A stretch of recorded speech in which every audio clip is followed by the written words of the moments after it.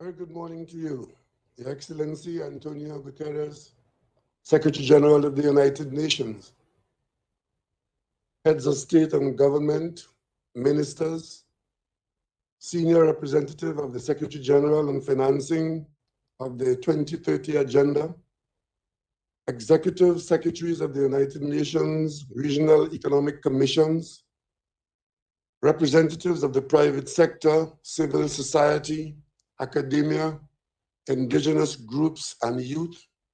Ladies and gentlemen, once again, good morning.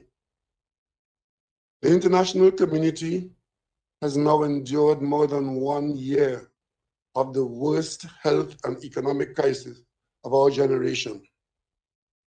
The International Monetary Fund has stated that the Caribbean with Latin America are among the economies most adversely affected globally by the effects of the COVID-19 pandemic.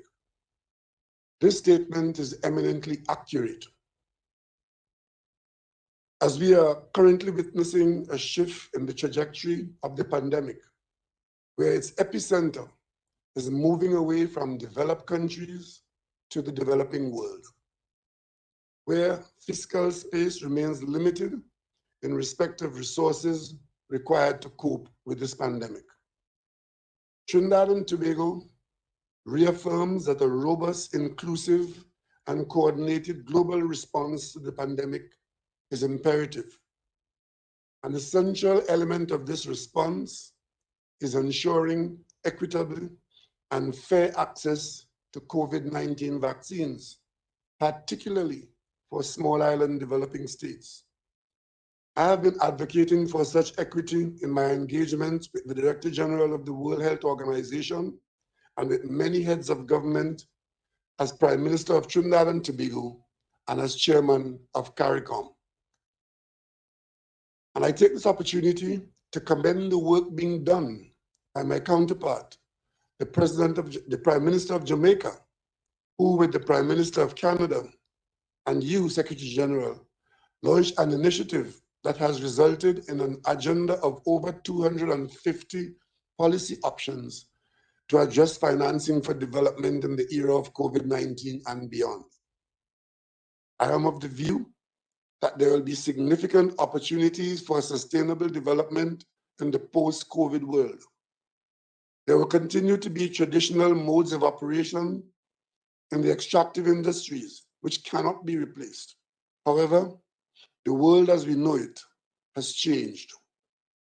There will be new modes of operations in the future for which we cannot envision today. How well we embrace and master these new modes, turning them into sustainable opportunities, will depend on how well we prepare ourselves for the post-COVID environment.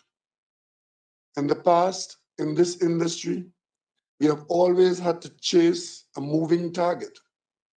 Our reality today is no different.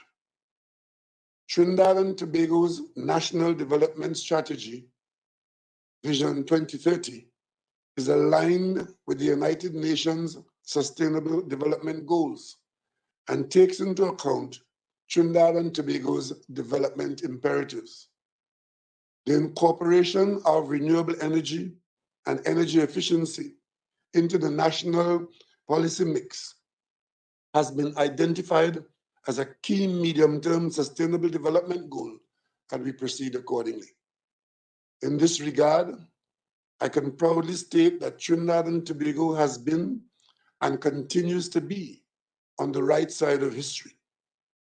Having initially used natural gas for electricity in 1959, and by early 2000s, being able to boast that 100% natural gas usage is our mix in Trinidad and Tobago for electricity generation.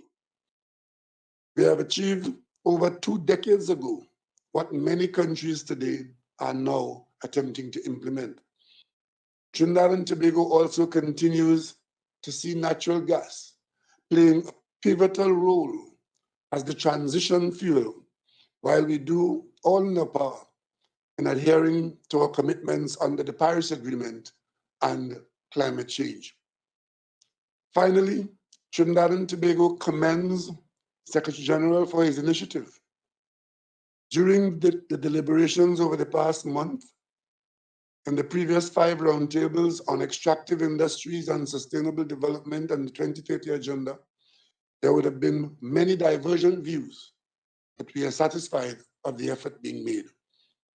This, together with the discussions today, will certainly contribute to the establishment of a universally acceptable foundation for your inaugural policy brief on extractive industries. I wish you all success in this worthy endeavor. Thank you and have a wonderful day.